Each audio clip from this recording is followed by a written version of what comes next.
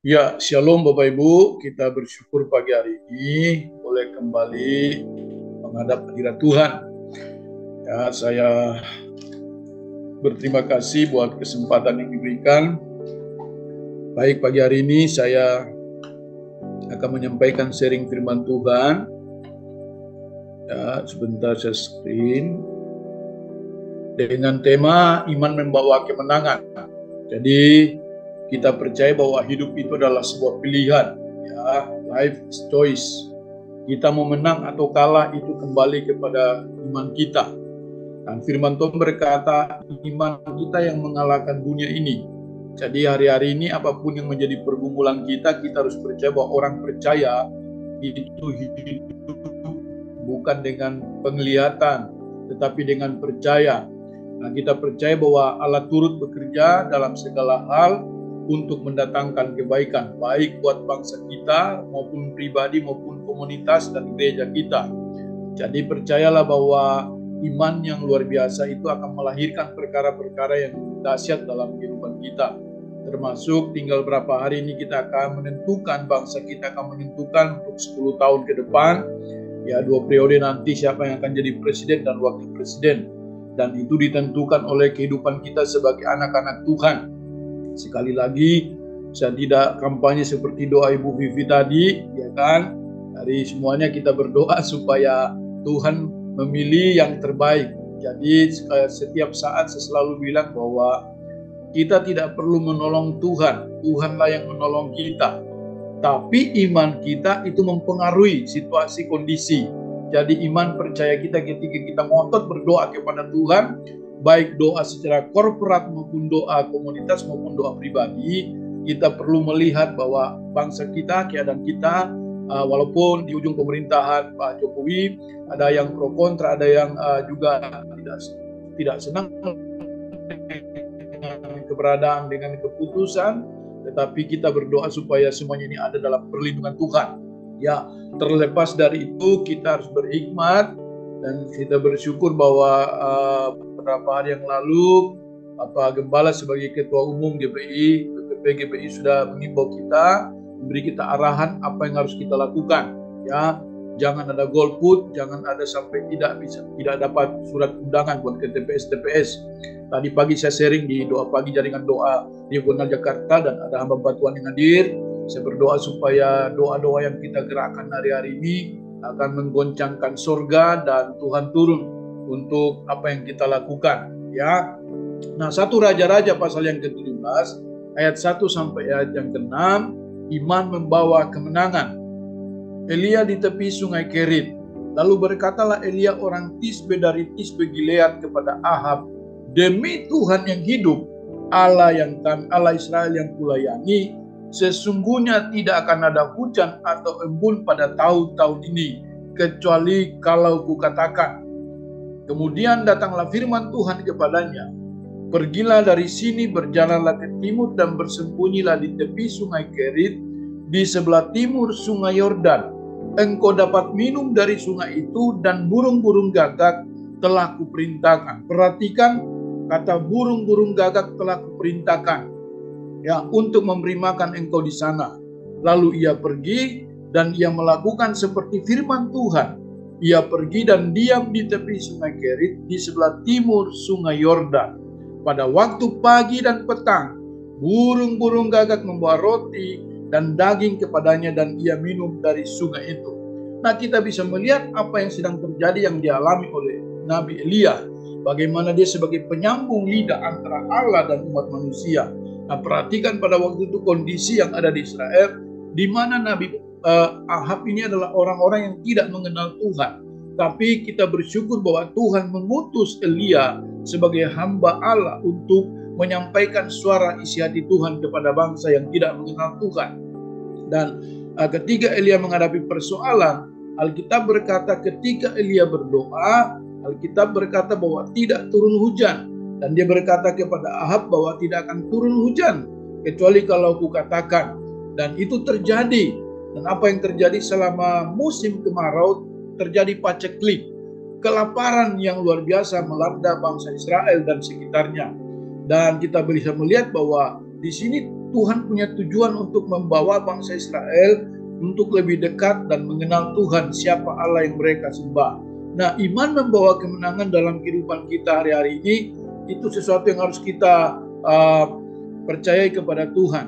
Nah, apa ciri iman ya yang membawa kemenangan atau ciri orang beriman? Dari pembacaan kita 1 Raja-Raja pasal yang ke-17 ayat 1 sampai yang ke-6 ada 3 hal yang saya mau sampaikan pada pagi hari ini. Yang pertama, ciri orang yang beriman adalah mengandalkan Tuhan dalam doa. Ya. Jadi Elia ini berdoa seperti dikatakan menggambarkan seorang wanita yang sedang melahirkan. Suatu beban, suatu perasaan yang sungguh-sungguh hancur hati di hadapan Tuhan. Jadi ketika kita mengandalkan Tuhan di dalam doa, maka apa yang kita lakukan pasti diberkati Tuhan. Dan Yakobus pasal yang kelima 16 sampai 18 berkata, doa orang yang benar bila didoakan dengan sungguh-sungguh sangat besar kuasanya. Jadi Bapak Ibu sidang jemaat yang Tuhan Yesus kasih, doa kita akan menentukan siapa pemimpin bangsa kita.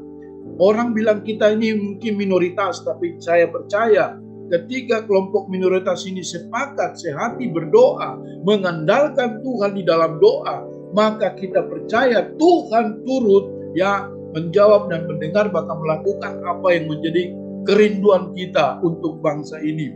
Lalu akibatnya apa? Perkataannya berkuasa. Ya, perhatikan Elia berkata, ya tidak akan turun hujan selama aku katakan. Alkitab berkata kemudian datanglah firman Tuhan kepadanya, ya sesungguhnya tidak akan ada embun atau hujan pada tahun-tahun ini kecuali kalau kukatakan. Nabi Elia berkata kepada Ahab, demi Tuhan yang hidup Allah Israel yang kulayani. Ini perkataan yang mengandung kuasa, ya. Jadi kita perkatakan perkataan iman, perkatakan perkataan yang memberkati, perkatakan perkataan yang membuat kita jadi kuat, ya. Jangan suka dengar kata-kata yang negatif. Jangan suka dengar kata-kata yang melemahkan. Tapi mari perkatakan perkataan yang mengandung kuasa, yang berkuasa. Karena lidah kita ini ya mengandung kuasa. Alkitab berkata dengan lidah kita bisa membunuh orang, tapi dengan lidah kita juga kita bisa memberkati. Jadi katakan perkataan, andalkan Tuhan di dalam doa. Setiap hari katakan Tuhan pulihkan, Tuhan buat mujizat demi untuk bangsa, bukan buat ego kita sendiri. Nah, Markus pasal yang ke-11 23-24 mencatat bagaimana perwira itu, ya Yesus dan hamba perwira, dia berkata katakan saja sepatah kata maka hambaku itu akan sembuh. Bahkan Yosua menghentikan matahari, Petrus berjalan di atas air. Jadi perkataan kita itu perkataan yang menguatkan, perkataan yang mengandung kuasa. Oleh sebab itu, ya andalkan Tuhan di dalam doa. Karena doa sanggup melakukan perkara-perkara yang besar. Mengandalkan Tuhan dalam doa, akibatnya berani karena benar. Ya, jadi bayangkan Elia ini, kalau nanti baca 1 Raja-Raja 18 ayat 22, Elia sendiri yang menghadapi Nabi Baal, 450 Nabi Baal dibantai, ya, ketika mereka mengorek-ngorek badan karena mereka berteriak-teriak kok api tidak turun menyambar persembahan. Tetapi ketika Elia berdoa, dia sendiri menghadapi mayoritas 450 Nabi Baal, dan apa yang terjadi? Israel bertobat, sesuatu yang luar biasa.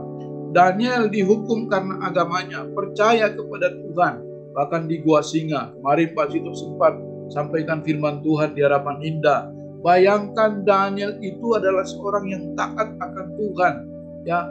Dia percaya kepada Tuhan sekalipun dilemparkan ke dalam goa singa, ya kan? Alkitab berkata singa itu mulutnya ditutup, dikatupkan oleh Allah sehingga Daniel tidak terjadi apa-apa pada dirinya. Jadi raja tidak bisa menolong karena keputusan surat kita sudah dibuat, tapi Tuhan bisa tolong kita. Bahkan itu juga manusia tidak bisa menolong dalam kehidupan kita, tapi Tuhan sanggup menolong kita. Seluruh rakyat yang tidak kenal Tuhan akhirnya percaya bahwa Allah Daniel, Yahweh, Yehova, ya Allah yang besar adalah Allah yang sungguh-sungguh telah melepaskan Daniel dari gua singa dan perapian menyala-nyala. Demikian juga dalam kehidupan kita. Kalau kita percaya mengandalkan Tuhan di dalam doa, akibatnya kita berani melangkah karena kita benar. Ya, kecuali kalau kita bersalah, tapi orang benar pasti dibela oleh Tuhan. Jadi doa saya pagi hari ini yang pertama, mari miliki iman yang mengandalkan Tuhan, yang sungguh-sungguh percaya kepada kuasa Allah yang tak terbatas, yang sanggup melakukan perkara-perkara yang dahsyat dalam kehidupan kita. Yang kedua, ya, iman membawa kemenangan, ya, mengalami pemeliharaan Tuhan. Alkitab berkata dalam ayat yang kedua sampai ayat yang ke-6, kemudian datanglah firman Tuhan kepadanya, pergilah dari sini, berjalanlah ke timur dan bersembunyilah di tepi sungai Kerit di sebelah timur sungai Yordan. Engkau dapat minum dari situ, dari sungai itu, dan burung-burung gagak telah kuperintahkan untuk memberi makan engkau di sana. Bayangkan, ya, ini Tuhan sudah siapkan semuanya. Percayalah Bapak Ibu, sutradara skenario dalam hidup kita ini adalah Tuhan. Dia tahu yang terbaik. Sebelum peristiwa semuanya itu terjadi, Tuhan sudah membuat planning. Dan planningnya Tuhan tidak akan pernah gagal. Katakan amin. Rencana Tuhan tidak akan pernah gagal. Karena firman Tuhan berkata, apa yang keluar dari mulut Allah tidak akan pernah ditarik kembali. Jadi percaya apa yang menjadi pergumulan kita hari-hari ini, katakan dengan iman, Allah sudah merancangkan, Allah sudah merencanakan yang terbaik. Sebelum kita berbuat sesuatu, sebelum kita mengimani, Allah sudah membuat planning itu buat kehidupan kita. Ya, engkau dapat minum dari sungai itu dan burung-burung gagak telah kuperintahkan kepadamu untuk memberi engkau makan di sana.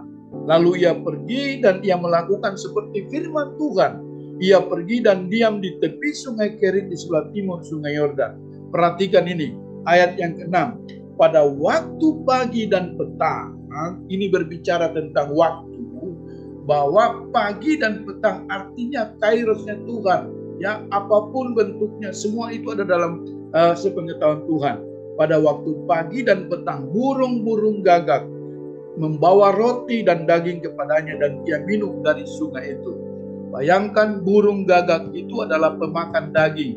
Tetapi Allah membuat burung gagak itu lambungnya tidak terasa lapar, ya, sehingga ususnya juga tidak kenyang, tidak lapar, sehingga jatahnya Elia itu tidak dimakan oleh burung gagak. Ini artinya Bapak Ibu bahwa apapun yang sedang kita alami, Allah sanggup membuat mujizat. Jadi sebab itu jangan batasi Allah dengan cara kita berpikir. Kadang kita bisa, mungkin mana bisa, burung gagak bisa pelihara. Secara rasio tidak bisa masuk akal. Itulah mujizat, ya kan? Secara manusia mana bisa, ya, dipelihara oleh burung gagak, ya kan? Saya percaya burung-burung gagak akan datang dalam kehidupan kita. Pintu-pintu yang tertutup akan dibukakan dalam hidup kita. Ya, apa yang menjadi masalah kita, mungkin proyek atau apa saja, kesehatan kah, imani mujizat itu masih terjadi. Mujizat itu masih ada karena kita punya Tuhan yang spesial melakukan mujizat dalam hidup kita. Ia minum dari sungai itu, ya, sesuai dengan kebutuhan kita. Allah memelihara hidup kita sesuai dengan kebutuhan Elia. Ya, dia butuh makan, dia butuh daging, dan dia butuh roti. Tuhan tahu, ya, apa yang menjadi keperluan hidup kita. Seringkali mujizat itu tidak masuk akal. Ya, bayangkan Elia dipelihara oleh burung gagak. Bahkan mujizat yang dibuat Yesus, air tawar menjadi anggur yang manis. Bahkan 5 roti 2 ekor ikan, kasih makan 5.000 orang, hanya laki-laki. Ya, sisa 12 bakul. Kenapa sisa? Karena tidak ada orang Manado, tidak ada orang Batak, tidak ada orang Ambon, ya kan? Tidak ada ibu-ibu. Kalau ada Civivi sama Bu Ani pada waktu itu pasti tidak ada sisa. Babungkus orang bilang, bawa pulang dan bawa pulang oleh-oleh. Tapi inilah Tuhan lakukan, mujizat yang luar biasa. Jadi seringkali tidak masuk akal, tapi itulah Tuhan kita. Jadi kita juga tetap pakai rasio, pakai akal, tapi iman harus di atas rasio. Iman harus di atas akal. Jangan akal budi yang memimpin kita, tapi kita hidup pakai akal, tetap pakai hikmat. Manusia pakai akal, tapi iman harus di atas segala-galanya. Yang menarik adalah mujizat itu tidak berhenti ya sampai di situ. Ya, kalau kita baca di dalam ayat yang ke-7, jadi sungai itu sudah kering, sudah tidak ada air. Tetapi mujizat itu berkelanjutan, ya. Tetapi sesudah beberapa waktu sungai itu menjadi kering, sebab hujan tiada turun di negeri itu. Bayangkan, sungai itu menjadi kering sebab tidak turun hujan. Maka datanglah firman Tuhan kepada Elia, bersiaplah, pergi ke Sarfat yang termasuk wilayah Sidon, dan diamlah di sana. Ketahuilah, aku, perhatikan lagi, ketahuilah, aku telah memerintahkan seorang janda untuk memberi engkau makan. Bayangkan, sebelum Elia berjalan, Tuhan sudah mendahului, Tuhan sudah menyiapkan. Aku akan memerintahkan, menyuruh seorang janda memelihara engkau di Sarfat. Sesudah itu ia bersiap lalu pergi ke Sarfat. Setelah ia sampai ke pintu gerbang kota itu, tampaklah di sana seorang janda sedang mengumpulkan kayu api. Ia berseru kepada perempuan itu, katanya, cobalah ambil bagiku sedikit air dalam bidan supaya aku minum. Ini sesuatu yang luar biasa. Jadi mari jangan batasi Tuhan dengan kehidupan kita hari-hari ini, tetapi percayalah bahwa apa yang kita doakan, apa yang kita minta kepada Tuhan, apa yang sedang kita gumulkan, baik masalah kesehatan kah, masalah ekonomi kah, ya masalah apa saja, belajar untuk percaya kepada cara kerjanya Tuhan. Ya, cara kerjanya Tuhan itu kadang-kadang membuat kita heran, sampai kita bisa berkata, oh yang begini belum pernah kulihat. Itulah cara kerja Tuhan. Oh, caranya Tuhan itu di luar akal kita. Kadang-kadang kita tidak pernah berpikir, Tuhan siapkan bagi kita. Jadi percaya, hari-hari ini tinggal berapa hari juga kita akan merayakan Imlek. Nanti pasti ada burung gagak datang kepada rumahnya Cik Vivi ya. Datang bawa kue keranjang. Haleluya. Datang bawa kue, bawa memberkati kita. Jadi percaya, Tuhan sanggup menolong kita apapun yang menjadi pergumulan kita hari-hari ini. Yang ketiga adalah iman yang membawa kemenangan adalah iman yang memprioritaskan Tuhan. Ya, ayat yang ke-10 sampai ayat yang ke-14 Alkitab berkata kepada kita. Sesudah itu ia bersiap, tadi sudah baca. Ketika perempuan itu pergi mengambilnya, ia berseru lagi, cobalah ambil juga bagiku sepotong roti. Perempuan itu menjawab, demi Tuhan Allahmu yang hidup, sesungguhnya tidak ada roti padaku sedikit pun, kecuali segenggam tepung dalam tempayan dan sedikit minyak dalam buli-buli. Dan sekarang aku sedang mengumpulkan 2-3 potong kayu api. Kemudian aku mau pulang dan mengolahnya bagiku dan bagi anakku. Dan setelah kami memakannya, maka kami akan mati. Ayat yang ke-13, perhatikan. Tetapi Elia berkata kepadanya, janganlah takut. Nah, pulanglah, buatlah seperti yang kau katakan, tetapi buatlah lebih dahulu bagiku sepotong roti bundar kecil daripadanya dan bawalah kepadaku, kemudian barulah kau buat bagimu dan bagi anakmu. Artinya Elia berkata kepada perempuan janda Sarfat ini, pulanglah, ya olahlah dulu bagiku, prioritaskan Nabi Tuhan. Tadi saya sudah katakan Nabi itu adalah alat yang penyambung lidah antara Allah dan manusia. Nabi adalah hamba Tuhan, berbicara tentang pekerjaan Tuhan. Prioritaskan Tuhan terlebih dahulu dalam kehidupan kita. Ya, akibatnya ketika kita melibatkan Tuhan, prioritaskan Tuhan, terjadi pelipat gandaan. Alkitab berkata minyak dan tepung dalam buli-buli itu tidak habis sampai musim kelaparan ya berhenti di Israel. Alkitab berkata, carilah dahulu kerajaan Allah dan kebenarnya, maka semuanya itu akan ditambahkan kepadamu. Mari kita tahu apa yang menjadi prioritas kita dalam hidup ini. Tuhan yang nomor satu yang diprioritaskan, ya. Memberi dari kekurangannya, janda Sarfat ini dipelihara oleh Tuhan. Jadi langkah iman itu adalah iman yang membuka pintu berkat. Percaya, jangan takut. Kok Pak bisa dalam kekurangan bisa prioritaskan Tuhan? Pekerjaan Tuhan kalau kita saya selalu mengingat apa yang disampaikan Om Julius. Ya, pikirkan rumah Tuhan, maka Tuhan pikirkan rumahmu. Ya, pikirkan pekerjaan Tuhan, maka Tuhan pikirkan pekerjaanmu. Mari hari-hari ini, ya, setiap kita yang hadir pasti punya pergumulan, punya kebutuhan masing-masing. Tapi ingat, kita harus memikirkan pekerjaan Tuhan. Ya, pikirkan bagaimana pekerjaan Tuhan bisa maju. Apa yang kita bisa buat? Nanti Tuhan pasti pikirkan pekerjaan kita. Ya, pikirkan rumah kita. Dan ketika kita memikirkan dan melangkah dengan iman, Tuhan buat mujizat. Pintu-pintu yang tertutup dibukakan oleh Tuhan. Karena Allah adalah Bapa kita yang baik, yang bekerja melampaui akal dan pikiran manusia. Doa saya, mari kita percaya kepada Tuhan dengan memiliki iman yang luar biasa. Iman yang sungguh-sungguh percaya kepada Tuhan. Ya, ciri orang yang beriman tadi mengandalkan Tuhan dalam doa, karena doa sanggup melakukan perkara yang besar. Yang kedua, mengalami pemeliharaan Tuhan. Jangan batasi Tuhan. Pak, ini lagi masa susah, masa sulit. Percaya Elia di masa sulit tapi dia dipelihara oleh Tuhan. Bahkan terjadi mujizat. Yang ketiga, utamakan Tuhan. Prioritaskan Tuhan dalam hidup kita. Maka saya percaya Tuhan pasti menolong, membuka jalan dalam setiap pergumulan kita. Doa saya setiap kita yang hadir hari ini, ya, mari berserah sama Tuhan, dan Tuhan pasti buka jalan dalam kehidupan kita. Amin. Tuhan memberkati kita.